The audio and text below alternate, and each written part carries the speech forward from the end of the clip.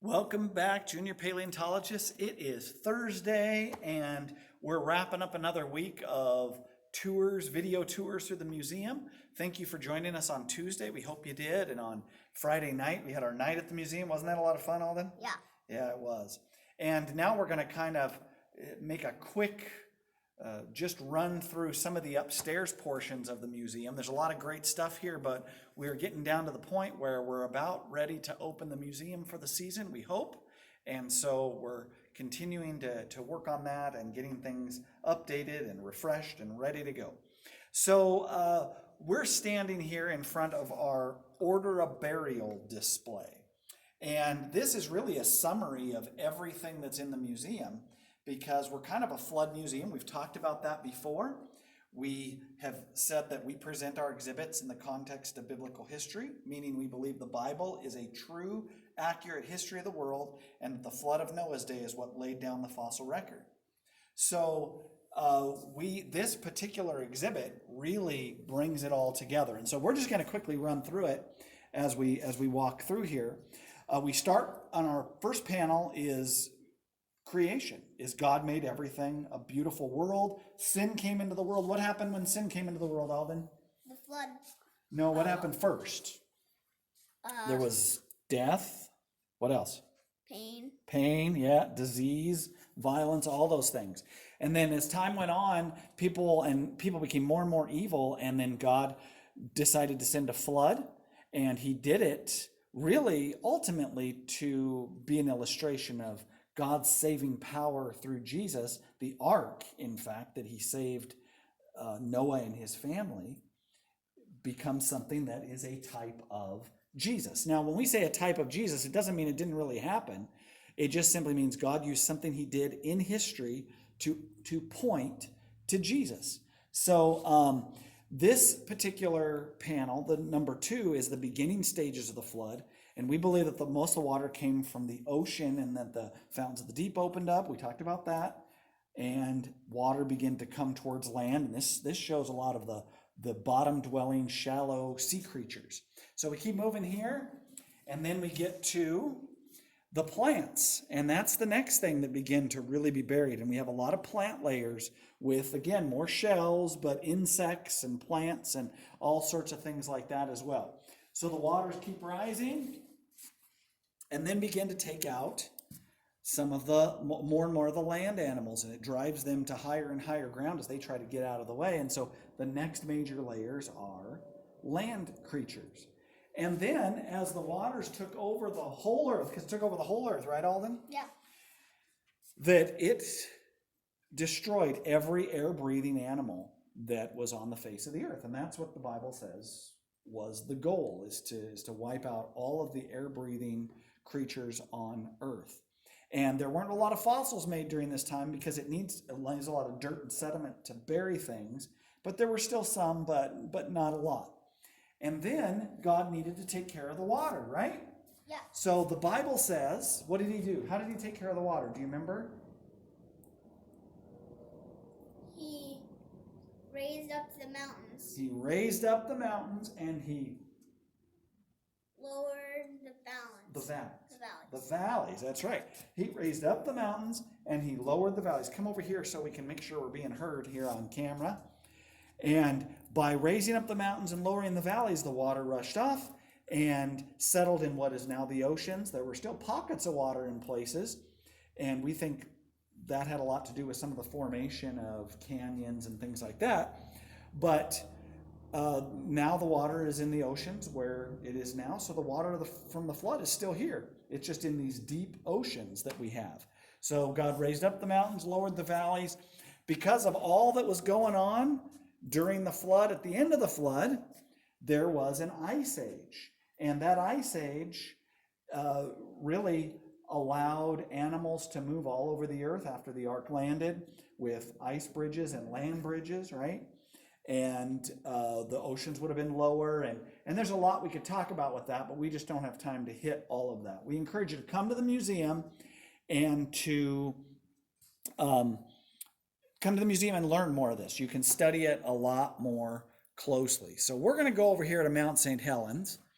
And there's one more panel, but it's really just the dig room, and it's really just the modern day excavation of dinosaur bones. But there was an event, and it's on your, I think it's on your sheet. So why don't you come stand right over here, Alden, and read to everybody what the next question is. It's right here. When did Mount St. Helens erupt? When did Mount St. Helens erupt? Now, what are your options? 1978, 1980, 1983, or 1985?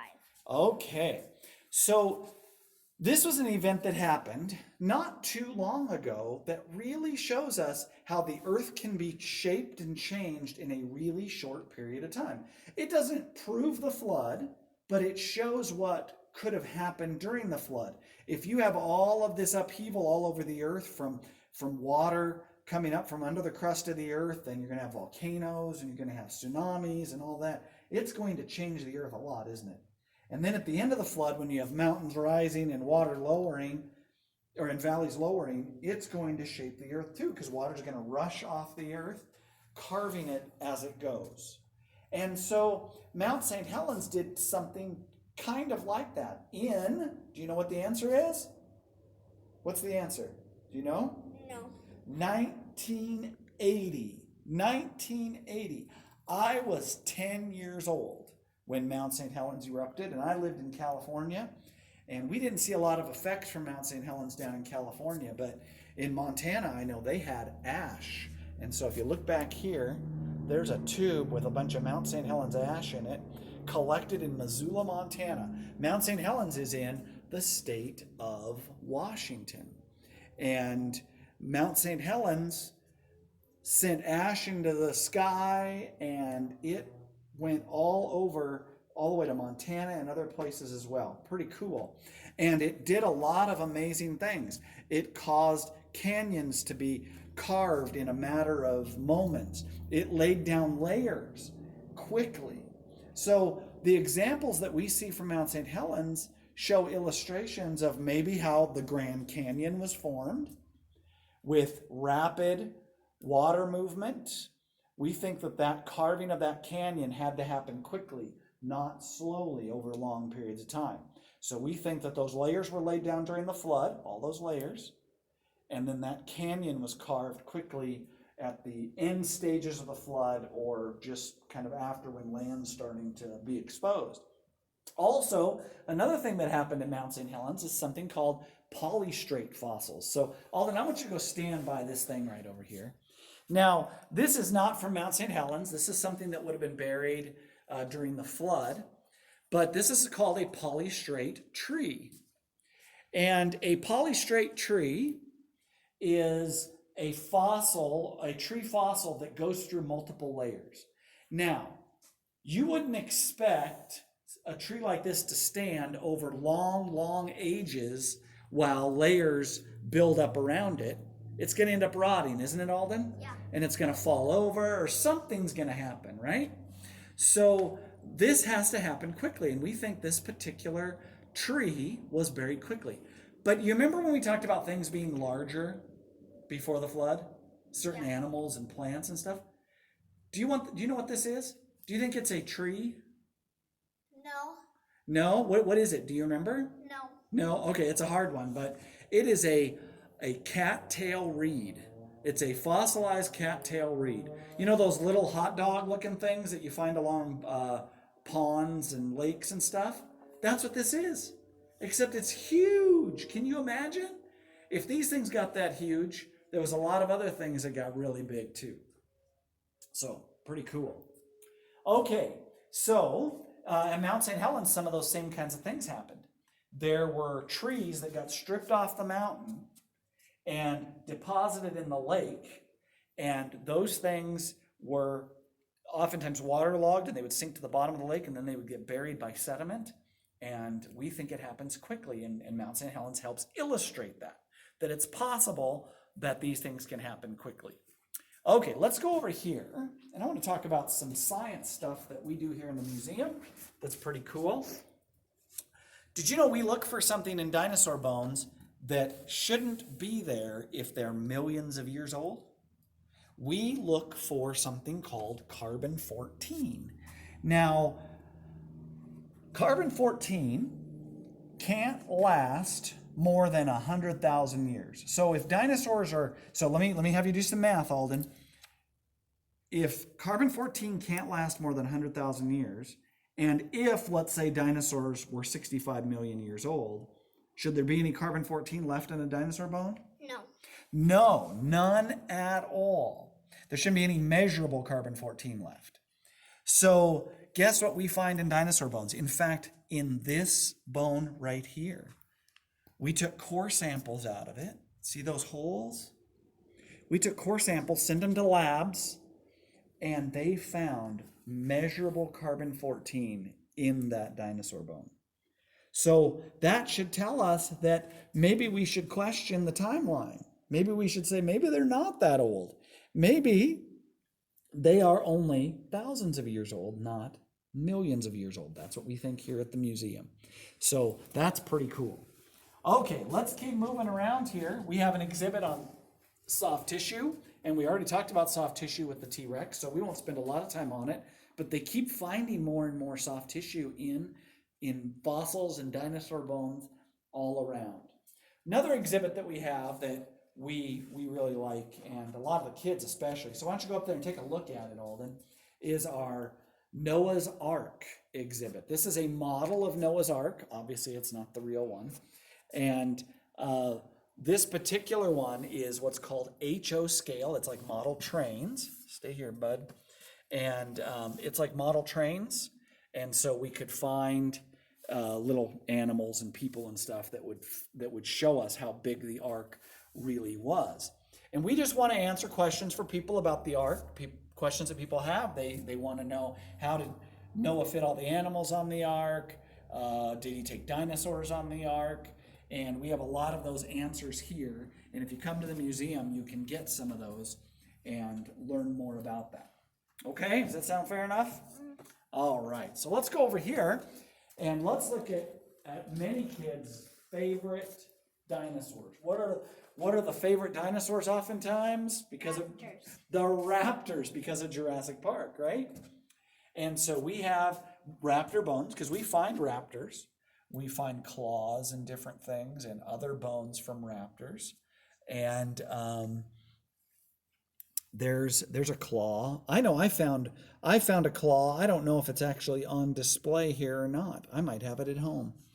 But we find all sorts of raptor claws. And over here, this is a creature that's on loan from up by Malta. And this is Juliraptor. Juliraptor was named after the guy who discovered its sister, and that's where this got its name. But it's a pretty small little raptor. Why don't you go stand up by it, Alden, so you can kind of see the size difference, if you can kind of back up a little bit. And you can see how tiny that one is. And then now look over here at this raptor. There's a skin-on version of Juliraptor. And then over here is a Dromaeosaurus albertensis, which is a bigger raptor. And you can kind of see that as well. And here's a skin-on version of that raptor as well. So we have a lot of cool dinosaurs in here. And so I want you to look at your sheet. I think we have some matching for this, don't we?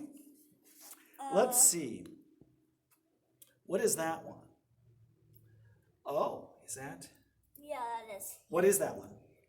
Juliraptor. Juliraptor. So see if you can find Juliraptor on there. There is a picture of her head right there. And I think that's it right here that we have on our junior paleontology sheet, isn't it? Yeah. Yep, so there you go. There's a good shot of Juliraptor, and you can kind of see what that looks like, and you can mark that down on your sheet. All right, so let's keep going, and we're going to walk over this way, and let's take a look at some of the other animals. We want to really finish up your junior paleontology sheet as much as we can today, and let's take a look at this one.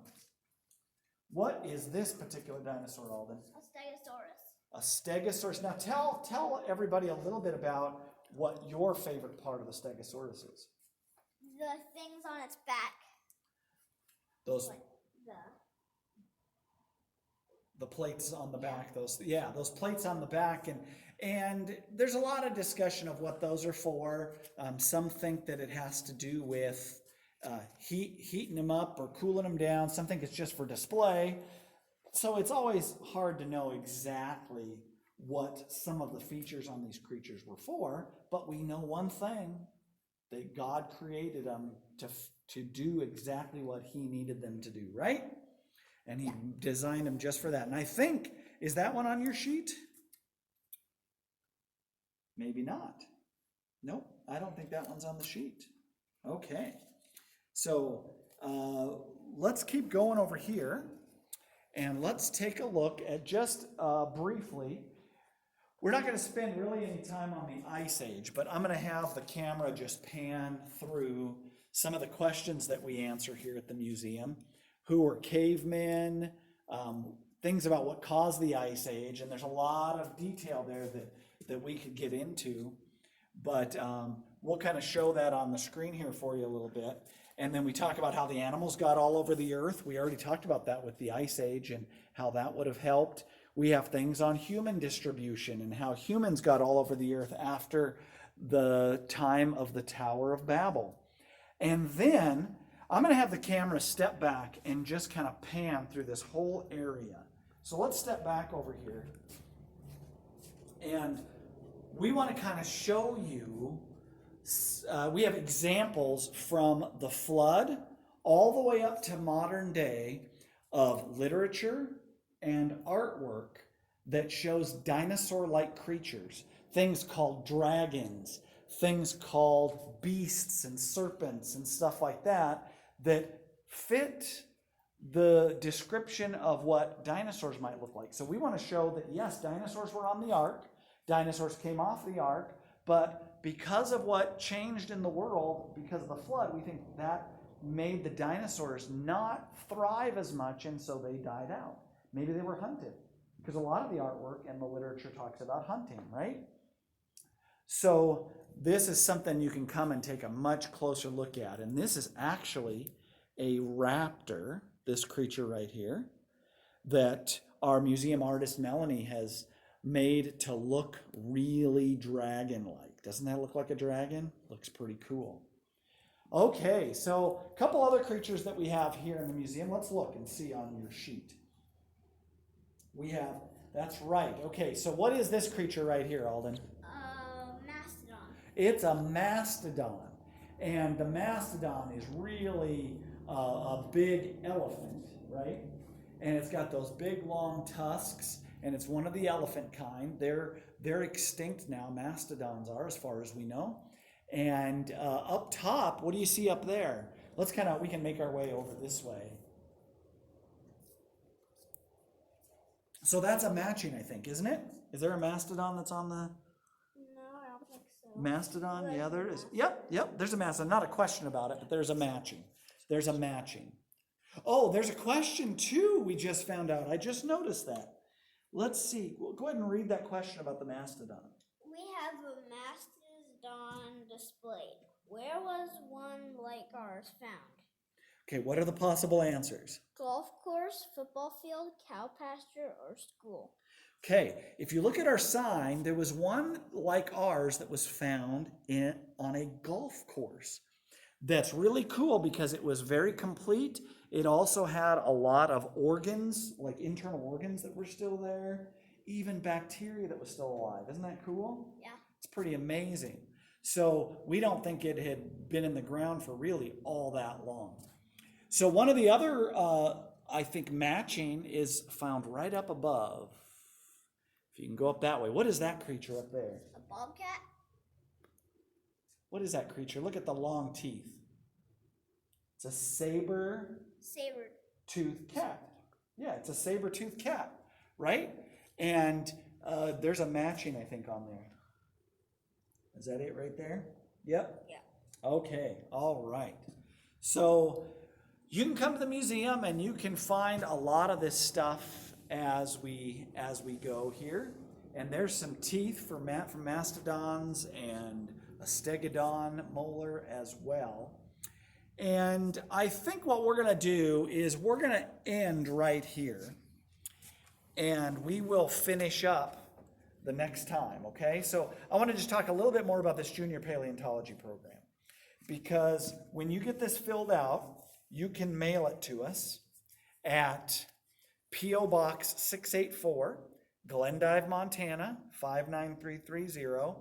Make sure you put in your return mailing address, and I will sign it, or I'll have Alden sign it. Alden can sign the junior paleontology sheets and make you a junior paleontologist, right? Yeah. And we will also send you a button. So make sure you include a return mailing address, and here you can see what the button looks like there. And if you can, it's not required, there's no cost involved in this, but if you can help defer some of the cost of sending out the button and all of those kinds of things, just include a little bit in that as well, so that that'll help us send these out to those kids that have completed the junior paleontology sheet. Okay, well, we are going to conclude today, and we will have one more episode for the junior paleontology information, and we'll finish out that sheet, all the matching and all the other information on there as well, okay? And then we'll let you know one more time how to get that button. Well, thank you for joining us today, and it's Thursday, and we want to encourage you to come back and be with us on Tuesday. We will probably finish up on Tuesday the junior paleontology sheet, and then we'll have a special treat on Thursday for you as well. I think I'll be pretty excited about what we're going to do on Thursday. So thanks for joining us.